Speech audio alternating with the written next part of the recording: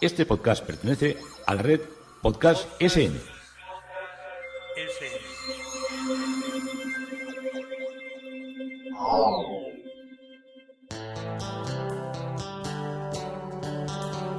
Historia con sentido. Un podcast realizado y presentado por Juan Carlos González.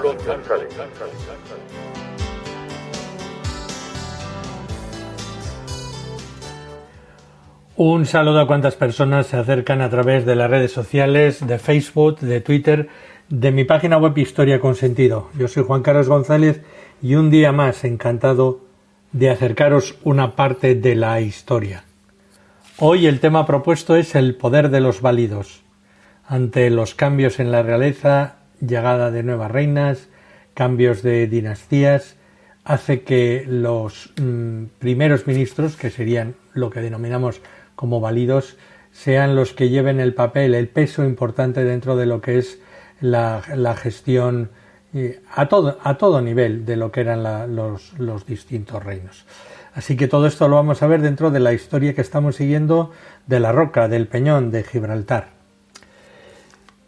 Hace unos cuantos días, en el transcurso de este verano, pues aparte de los incendios, del calor y de todas las cosas, estáis oyendo un crujido, es que estoy con el periódico, porque he leído hace poco la noticia en el Ideal de Granada, y como os digo yo, solo las noticias que hay pues suelen ser la guerra, desastres, el gas, el llenar los depósitos de gas, las desaladoras, que no hay agua, sequía, trombas de agua por otro lado que están a punto de ocasionar, bueno, o sea, una auténtica tragedia constante que hace que la gente pierda el ánimo con facilidad. Así cuando uno lee una noticia como los libros que se guardan en la cámara acorazada del Hospital Real de Granada, digo yo, ¿pero qué es esto? Si yo estaba aquí acostumbrado a noticias dantescas de toda la zona, bueno, de toda la zona no, de todo el mundo, y me sorprenden con que hay una cámara acorazada en el Hospital Real, que es uno de los sitios más bonitos que hay en Granada y más desconocidos que hay en Granada para visitar, y hablan de una cámara acorazada que es el búnker de la biblioteca universitaria, que está construido a prueba de terremotos, y ahí se guardan los verdaderos tesoros del siglo XV, como el Codex Granatensis. Todo el contenido que tiene, y he estado hojeando todas las obras que tienen, son impresionantes. Tienen muchísima documentación, porque Granada tuvo, aparte de tener estudio general, de tener universidad, al ser un poco en algunos momentos chancillería y foco de gobierno, y donde se movieron muchos estudios eclesiásticos, la calidad, cantidad y categoría de las obras de esta primera época es increíble.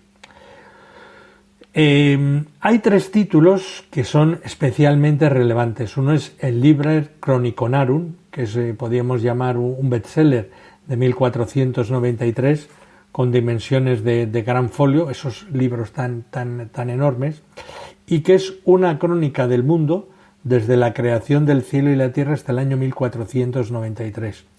Cuenta con 1200 grabados xilográficos hechos en madera, que los estampallaban para la impresión, y el segundo documento importante es la bula fundacional de la Universidad de Granada, que fue emitida por la Chancillería Vaticana en 1531 y firmada por el Papa Clemente V, y que supone la creación de unos estudios superiores en Granada a imagen y semejanza de lo que eran las universidades que había, que eran las más importantes en ese momento, que eran Bolonia, Salamanca y la Sorbona. Y el tercero es el famoso Codex Granatensis, fechado entre 1400 y 1420, en un convento benedictino de la zona de Baviera, especializado en ilustraciones, y la singularidad radica es que contiene dos libros de dos autores distintos.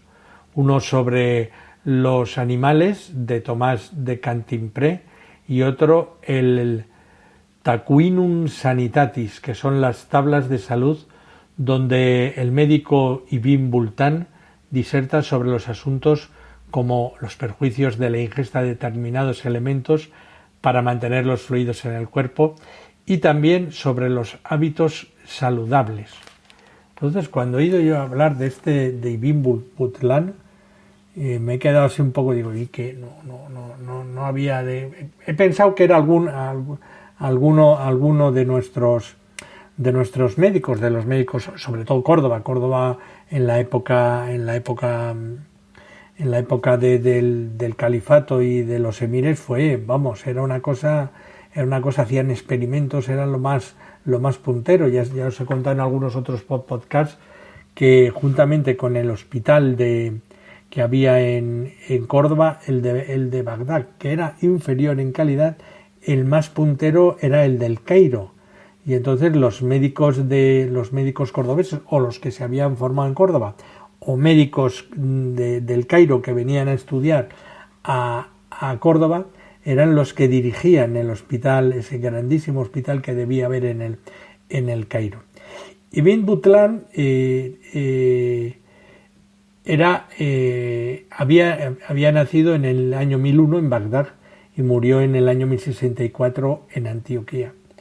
Era un médico cristiano árabe nestoriano, era si nos oyeran los católicos romanos dirían de la herejía, pero el nestorianismo estaba muy consolidado dentro de lo que era el cristianismo y de todo lo que era la parte árabe. Y él estaba activo sobre todo en Bagdad durante la Edad de Oro islámica, que es ese momento de gran producción literaria y gran producción de escritos no solo literarios, sino científicos.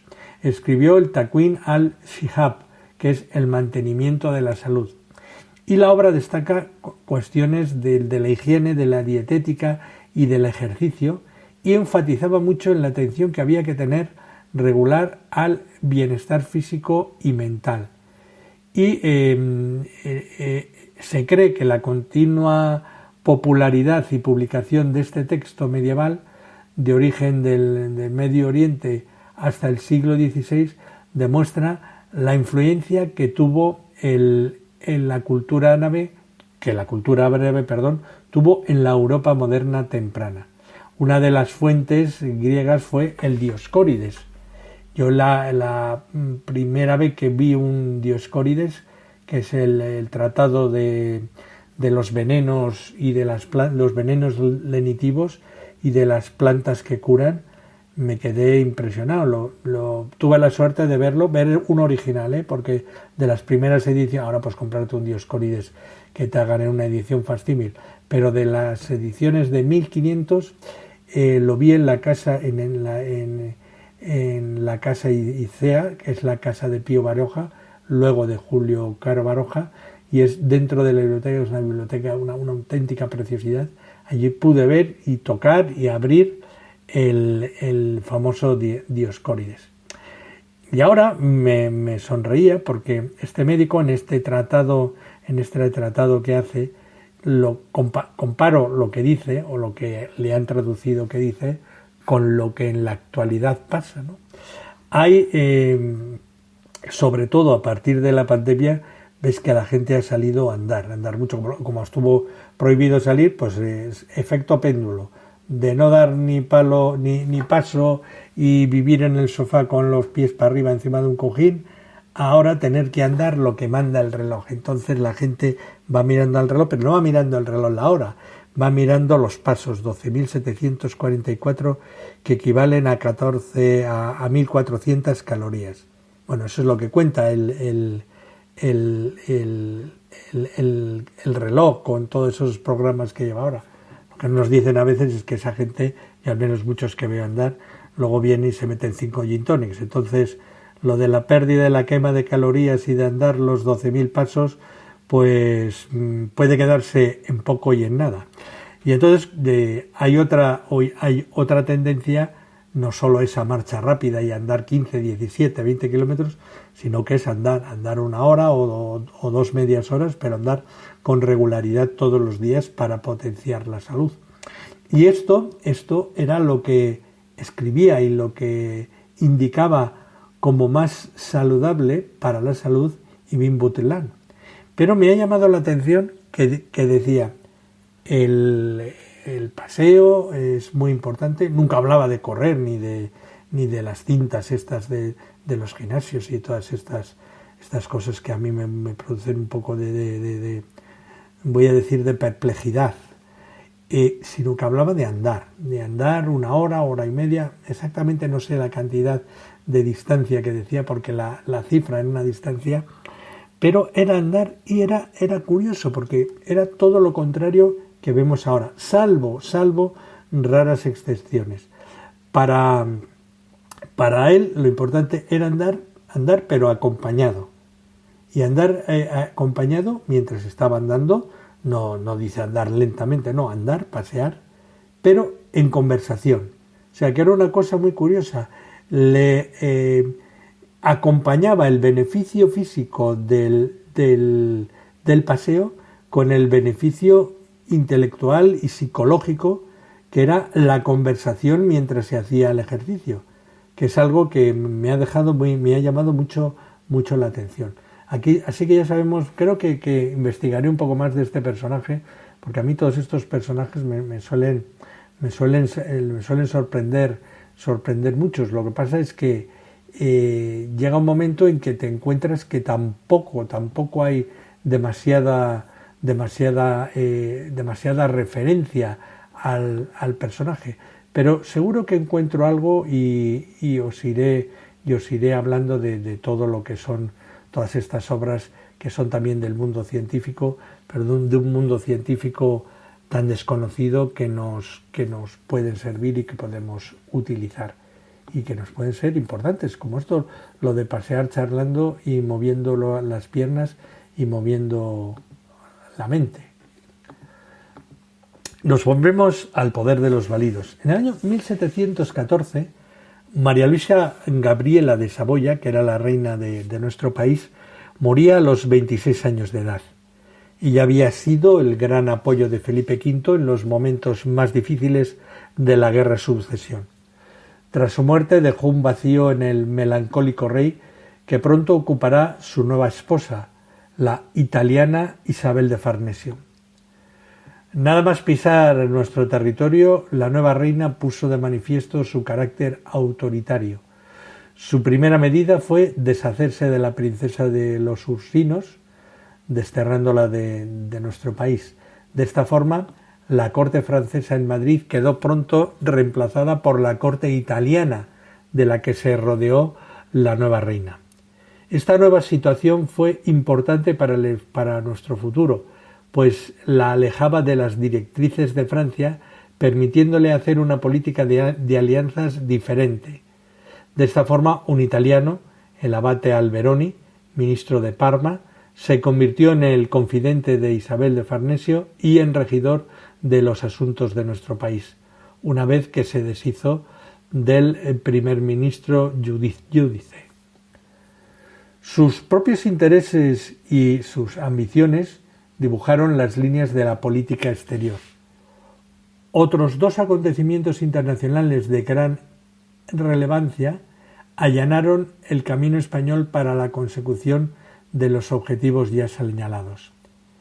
El 20 de julio de 1714, la reina Ana de Inglaterra fallecía.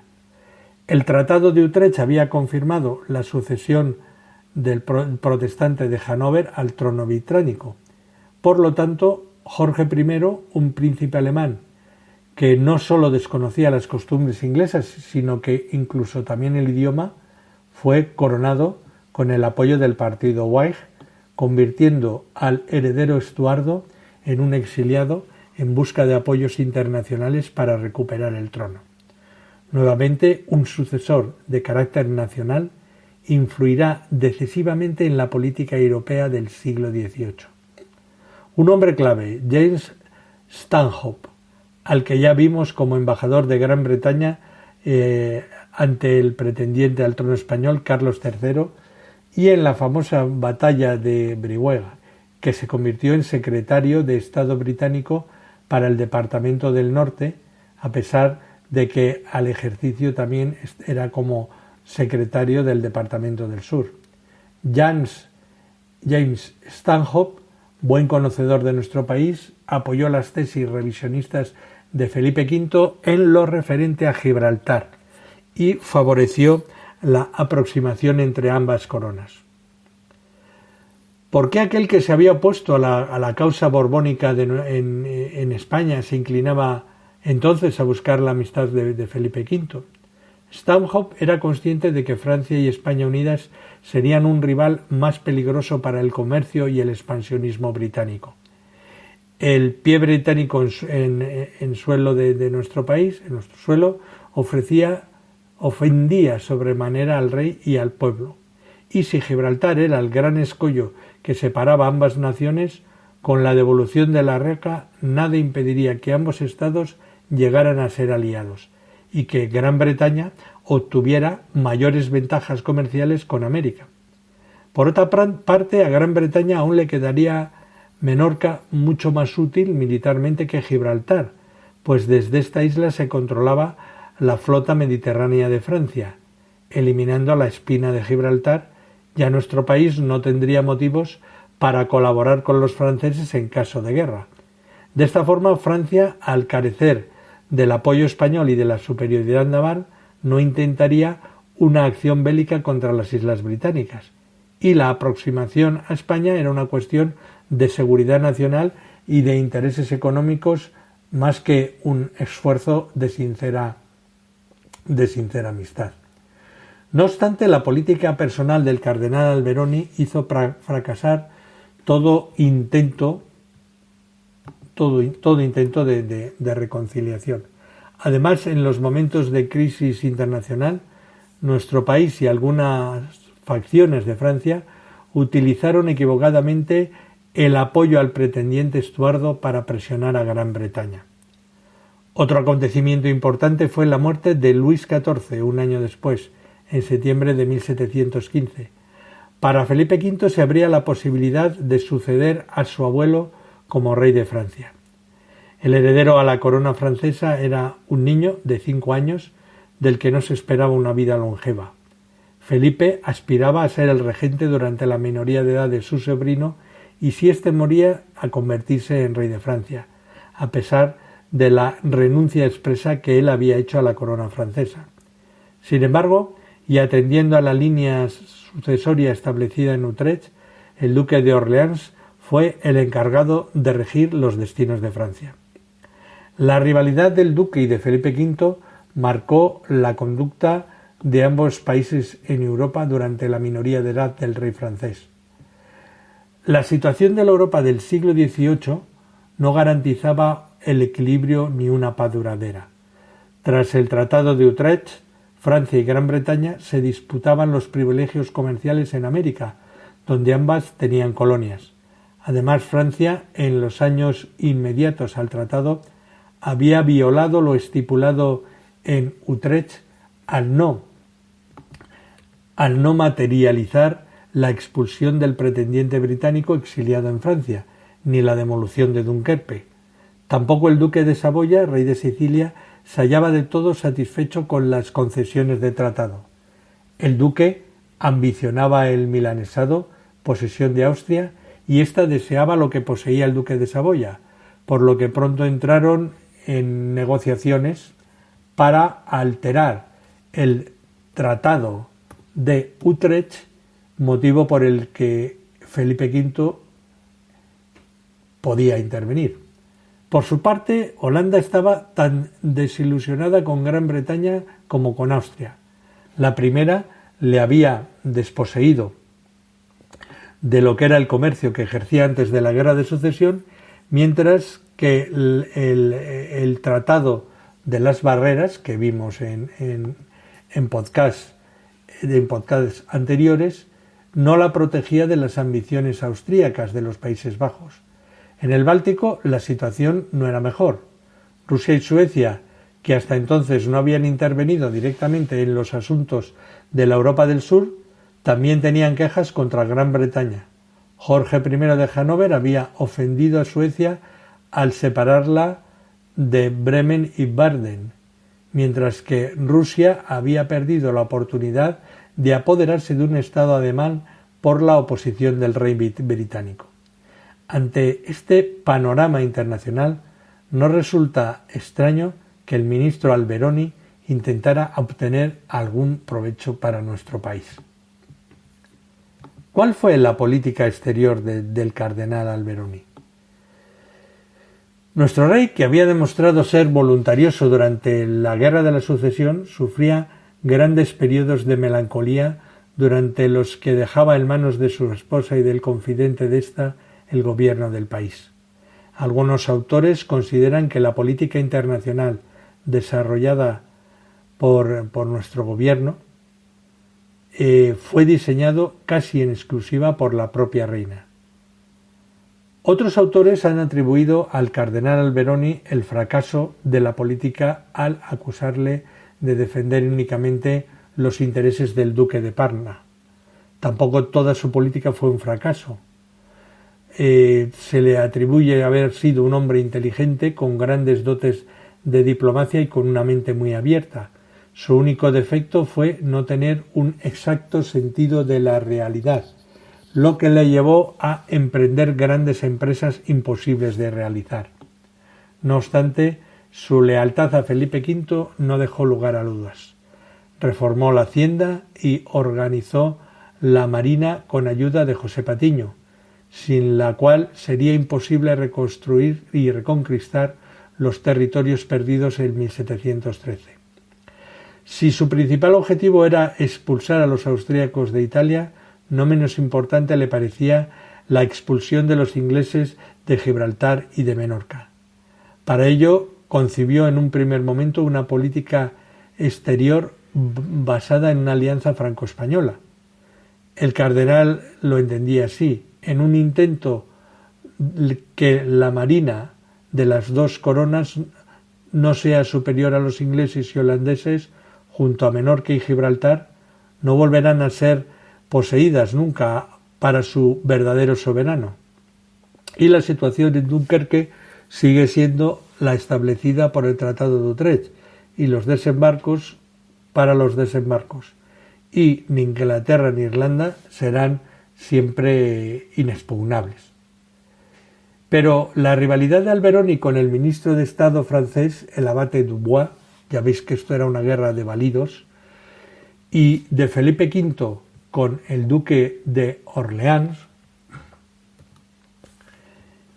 interfirió notablemente en el éxito de esta alianza. Gran Bretaña no deja de ver con desconfianza un posible acercamiento de las Cortes de Madrid y de París, y era consciente de que la suma de las potencias navales de ambas sería una gran amenaza para la preponderancia inglesa de los mares. Así pues, debería mantenerlas separadas y en paz.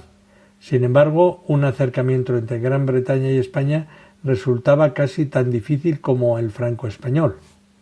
Ya veis que estábamos siempre en un conflicto de intereses que frenaba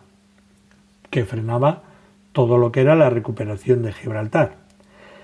A pesar de que el Tratado de Utrecht había sido favorable a Gran Bretaña en todos los aspectos y muy especialmente en el comercial, Felipe V logró introducir a última hora en el acta de ratificación del Tratado de Comercio y Amistad del 9 de diciembre de 1713 unos artículos explicativos. Por estos artículos privó a los ingleses de algunas de las ventajas comerciales que disfrutaban en la península, imponiéndoles unos elevados derechos de comercio con nuestro país. También les privaba de competir con las fábricas nacionales. Estos artículos fueron la primera medida proteccionista adoptada por España en el siglo XVIII y el origen de numerosos conflictos anglo-españoles. Los comerciantes ingleses protestaban ante su gobierno, exigiendo ir de nuevo a un tratado más flexible y favorable a sus propios intereses. Si esto no lo conseguía la diplomacia, Gran Bretaña no duraría en utilizar la fuerza. Para este país una guerra no sería del todo desastrosa para sus intereses, pues el contrabando con América y el corso le permitían resarcirse de las posibles pérdidas del comercio legal. Sin embargo, los beneficios potenciales de la paz serían muy superiores. Así que la diplomacia británica se inclinó por utilizar todos los recursos para conseguir un nuevo tratado de comercio más favorable a sus intereses. Mientras Alberoni urdía sus planes internacionales desde la sombra, lograba en el interior de nuestro país una recuperación asombrosa que no se escapaba a los ojos de los ministros extranjeros en la corte de Madrid. El embajador británico advertía a Londres que, a pesar del estado de decadencia en que está España, no hay nación ninguna que pueda levantarse de nuevo y rehacerse más fácilmente que ella, y ahora mejor que nunca.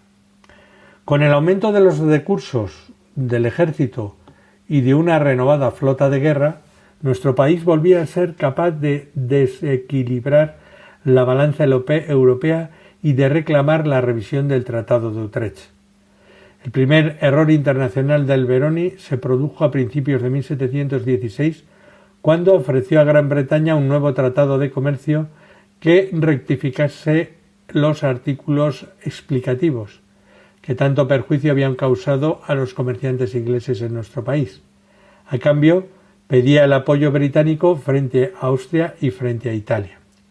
Gran Bretaña no dudó en aceptar este ofrecimiento tan ventajoso para sus intereses. Toda la negociación se había llevado en secreto. Ni siquiera el secretario de Estado, el marqués de Bedmar, tuvo noticias del asunto hasta que el rey le extendió plenos poderes para su firma. Gran Bretaña, muy diestra en diplomacia, logró engañar a Alberoni. Mientras en Madrid se negociaba un nuevo tratado de comercio, Londres firmaba acuerdos bilaterales con Holanda, Francia y Austria, por los que se garantizaban los tratados de la Barrera, la sucesión francesa del duque de Orleans y los territorios austríacos en Italia respectivamente. Gran Bretaña no podía enemistarse con Austria, a la que necesitaba para defender sus estados alemanes de los deseos expansionistas de Prusia, razón por la que nunca será aliada de España, si esto implicaba una ruptura con el emperador. Una intervención en Italia a favor de nuestro país provocaría la ira de Austria, y Alberoni fue capaz de percibir los verdaderos intereses británicos y actuar en consecuencia. Como resultado de la aproximación de Francia y Gran Bretaña, nació a finales de 1716 la Triple Alianza, de la cual también formó parte Holanda. Un artículo secreto que garantizaba al emperador Sicilia si se adhería a la alianza tras el detonante de la crisis de 1717. Felipe V responsabilizó a Alberoni de esta traición británica y ordenó que comenzasen los preparativos para la invasión de Italia. Dado que el instrumento diplomático no había servido para obtener los objetivos españoles en política exterior, Felipe V utilizará la guerra como instrumento al servicio de sus ambiciones políticas. Por aquel entonces, en julio de 1716, Alberoni ya desempeñaba el puesto de primer ministro. Él y su secretario de Estado, José Grimaldo, se encargaron de regir los destinos de nuestro país. Los comerciantes británicos de la península fueron los primeros en sentir la nueva política del reino, la obligación de pagar ciertos impuestos al rey español y los nuevos aranceles por las mercancías que traían les perjudicaba gravemente. Además, nuestro país había prohibido la entrada de productos procedentes de las Indias que llegaran en barcos no españoles, a modo de la Armada Británica o del Reino Británico lo había estado haciendo en el siglo pasado. Las quejas de los comerciantes y cónsules británicos en nuestro país y a su gobierno fueron numerosas. Sin embargo, nuestro país no prestó oídos a estas quejas y siguió adelante con su política comercial antibritánica. La Triple Alianza medió entre Austria y España para evitar el rompimiento, y el emperador había recibido el apoyo de esta alianza para quedarse con Sicilia, mientras que a nuestro país se les ofrecía Toscana y Parma. Todos esperaban de Felipe V una respuesta favorable. Sin embargo, el rey no se avinó a estos ofrecimientos. Hasta aquí el poder de los válidos, el poder de los primeros ministros en todo lo que fue la historia de Europa, la historia peninsular, la historia del Peñón, de la Roca de Gibraltar. Yo soy Juan Carlos González y encantado de haber acercado una parte de la historia.